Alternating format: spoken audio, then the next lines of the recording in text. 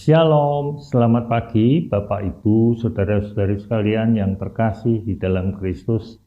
Kita jumpa lagi pagi hari ini, tanggal 26 Januari 2026, hari Senin, di dalam acara Hikmat Pagi Karangsaru. Sebelum kita bersama-sama memulai membaca ataupun merenungkan firman Tuhan, baiklah kita akan berdoa terlebih dahulu. Mari kita berdoa. Bapa Surgawi, kami mau berterima kasih dan bersyukur untuk kasih dan anugerah-Mu yang Kau berikan kepada kami sampai hari ini. Dan pagi ini kami juga bersyukur karena Engkau telah menyertai istirahat kami semalam. Saat ini kami tengah bersiap untuk membaca, untuk merenungkan firman-Mu. Kiranya Engkau berkenan memampukan kami agar kami boleh memahami dan boleh melakukannya di dalam langkah kehidupan kami sehari lepas sehari. Terima kasih Bapa. Kami juga mau berdoa untuk Ibu PT Octavia yang akan menyampaikan kebenaran firman-Mu pada pagi hari ini. Kami menaikkan doa ini hanya di dalam nama Tuhan Yesus Kristus, Juru Selamat kami yang hidup. Amin. Tema kita pada pagi hari ini adalah penyebab pikiran yang tumpul, dan firman Tuhan akan dibawakan oleh Ibu Betty Octavia. Bacaan diambil dari kitab Efesus 4 ayat 17 sampai 18 yang berbunyi demikian. Sebab itu kukatakan dan kutegaskan ini kepadamu di dalam Tuhan. Jangan hidup lagi seperti orang-orang yang tidak mengenal Allah dengan pikirannya yang sia-sia dan pengertiannya yang gelap, jauh dari hidup yang berasal dari Allah. Karena kebodohan yang ada di dalam mereka dan karena kekerasan hati mereka. Demikianlah firman Tuhan, syukur kepada Allah. Ibu bapak, saudara-saudari yang dikasihi Tuhan Yesus, di dalam perjalanan kehidupan rohani, setiap orang percaya pasti pernah mengalami momen-momen di mana pikiran terasa tumpul dan hati menjadi keras. Kondisi ini seringkali tidak disadari, namun dampaknya sangat besar terhadap hubungan kita dengan Tuhan. Di tengah-tengah dunia yang penuh dengan godaan dan tekanan, banyak orang percaya yang tanpa sadar mengalami penumpulan pikiran dan rohani mereka. Mereka masih menghadiri kebaktian, masih membaca Alkitab, tetapi kepekaan terhadap suara Roh Kudus semakin menurun. Kehidupan doa menjadi rutinitas dan firman Tuhan tidak lagi menggerakkan hati. Alkitab memberikan peringatan yang serius tentang kondisi tersebut.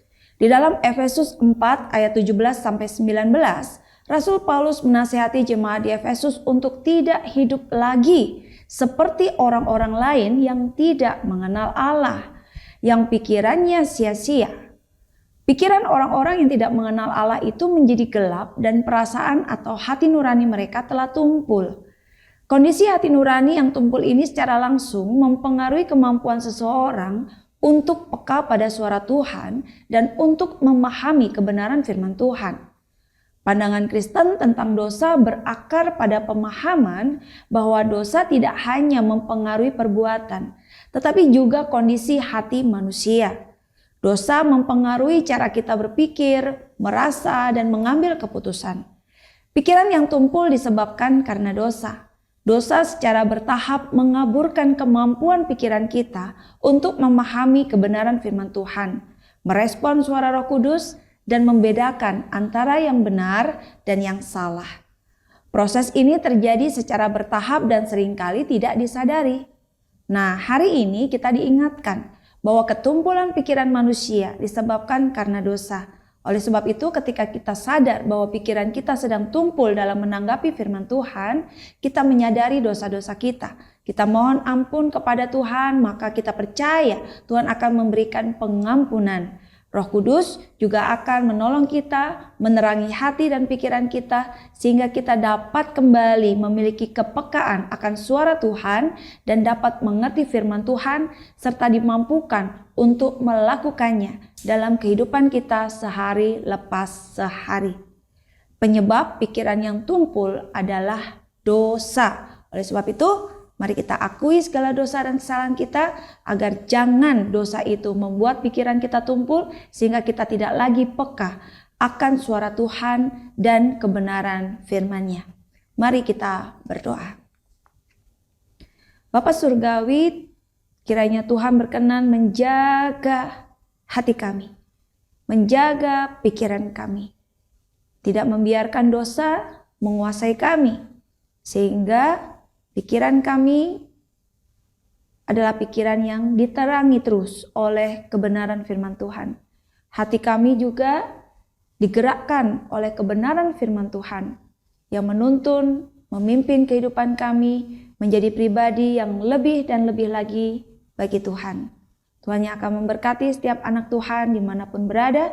Tuhan menjaga dan melindungi kami, dan Tuhan juga terus memimpin kami untuk hidup di dalam kebenaran dan juga menyaksikan kebenaran itu di dalam keseharian kami.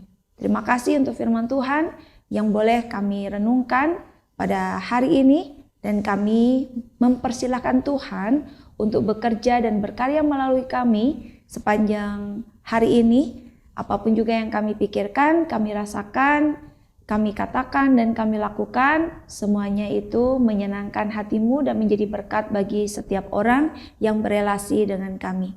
Jauhkan dari segala yang jahat, beri sehat, beri kuat, beri semangat dan sukacita. Di dalam nama Tuhan Yesus kami serahkan doa ini. Amin.